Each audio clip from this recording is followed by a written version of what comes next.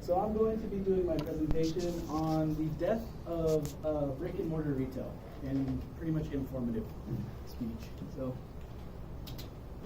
did you know that according to Jeff Bukhari of Fortune magazine, Amazon is actually worth more than Walmart, Macy's, Target, Kohl's, and Costco combined? I mean, and that's basically according to the stock market. It's not like they make tons more revenue. It's just like predicting the future. Pretty much investors, that's how they do their things. So let's see. All right, so my story and why I'm kind of linked to this. And that's my logo in the background from my old company. But yeah, from 2011 to 2016, I pretty much had my own business. It was really successful. I used to make tons and tons of jewelry. I used to make like 3,000, 5,000 pieces a month. And then we go to different trade shows around the country and sell wholesale to different boutiques and stuff. It was going really well the first 3 to 4 years. And then in like 2015, 2016, it just went downhill like fast. And there was lots of different factors that contributed to that.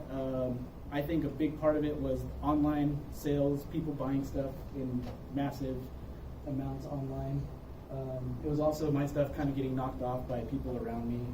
I was one of the only handmade people, and a lot of the people around me were importers from China, India, so they saw my styles, kind of mocked it, and sold it for a lot cheaper. So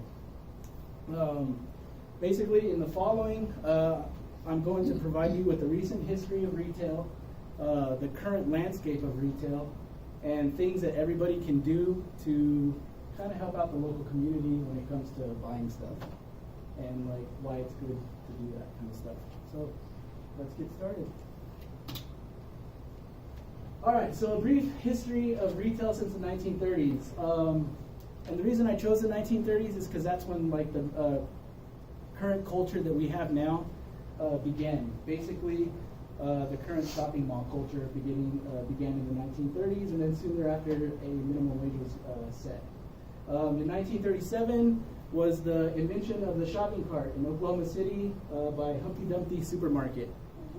That's so funny name. But, in 1946, the first 7-Eleven store opened in Texas. It was like a revolutionary store back in those days. No store ever stayed open until 11 p.m., and that's how they got the name, which I thought was really interesting. They opened at 7 a.m., closed at 11 p.m. So,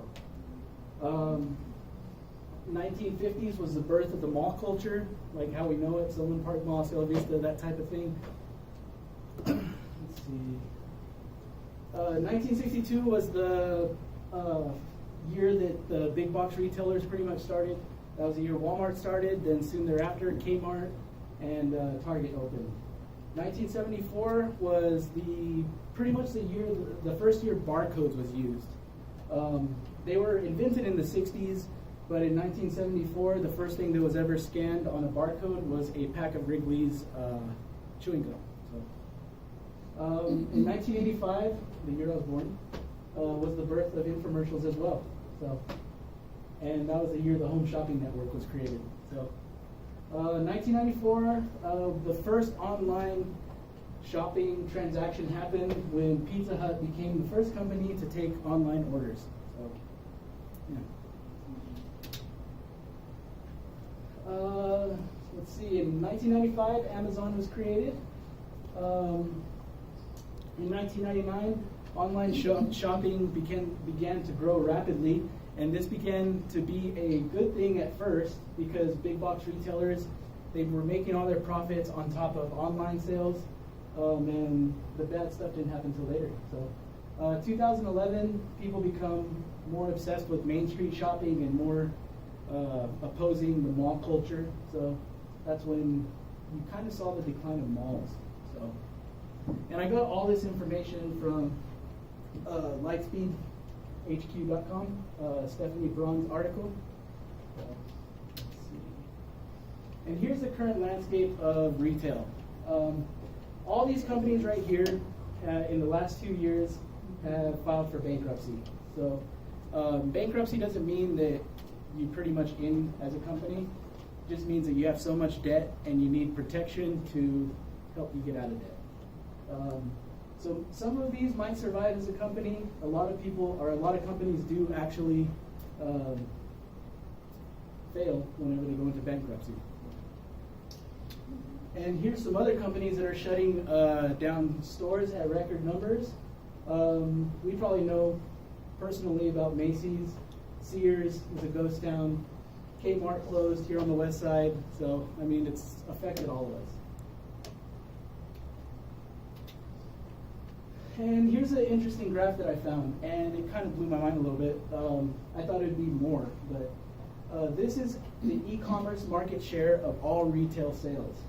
So basically, of all retail sales in the United States, the online portion of it, which is only 11.7%, but I would have thought it would have been more. And I don't know what they account for that, but I know me personally, like 100% of my stuff is like online. So I know I'm part of the problem. And I got this this graph from Amy Jesenhughes from marketingland.com. And the next graph is actually kind of related to the previous graph, where it shows that basically where we're at, or in 2016, was 20% of all those e-commerce sales were done on a mobile phone. So you can see the increasing from 2010, second quarter 2010, all the way to third quarter 2016, the rapid growth of mobile e-commerce. And I got this article, or this graph from Derek Thompson's article by The Atlantic, and I guess he got it from Cohen & Company study. All right, so let's talk about supporting local business and why it's important. You can improve your family's health by buying local produce and grass-fed meats, also eating honey, your grown honey, as we talked about earlier in this class.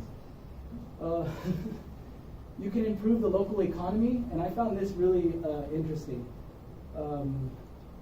According to the American Independent Business Alliance study, for every $100 that you spend locally, $68 stays in the local economy compared to $43 when you buy from large retailers. So it really, really does help the economy when you buy locally. You get to know the people behind the product. And that's interesting too. Like I sell at the farmer's market every weekend, and it is like a good communication that you have with your customers. You know, they come back and like they start to know you. It gets to become personal. So it keeps your community unique and better and more personalized customer service. So that's a lot of good reasons to support local business. Thank you all for your attention. I hope you've all learned a little bit about the history. I know I did whenever I was researching all this stuff, especially the 7-Eleven and all that stuff. That kind of blew my mind a little bit. But I'd like to end with a quote by Alexander Graham Bell, and it kind of pertains to my business, and because I was kind of like stuck in the mud a little bit. So, when one door closes, another door opens.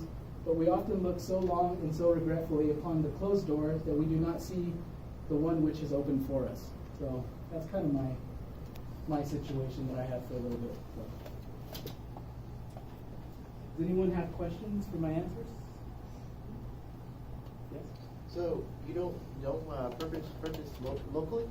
Like do you not do you purchase from local stores here in El Paso? Do I? Yeah. Yeah. No, I'm like an active person in the farmers market, and I buy stuff from them all the time. I mean, I still go to the big box stores, and I mean that's the social construct that we all live in now. You know, it's hard to, you know, I like to go to Vista and stuff, and Food King, and go to those places. I try to avoid Walmart, but you know, I try to stick locally. So. Yeah, but sometimes it's hard. It's hard, especially depending on the time of day. Yeah. Like a lot of part stores that I go to, local part stores, they're only open from 9 to 5, so Monday to Friday, which is my business hours. Yeah. So no, and a lot of the problem is like, are you going to buy something locally for $20? Or are you going to buy it on Amazon for $7. You know? I don't see the buy 20. Yeah.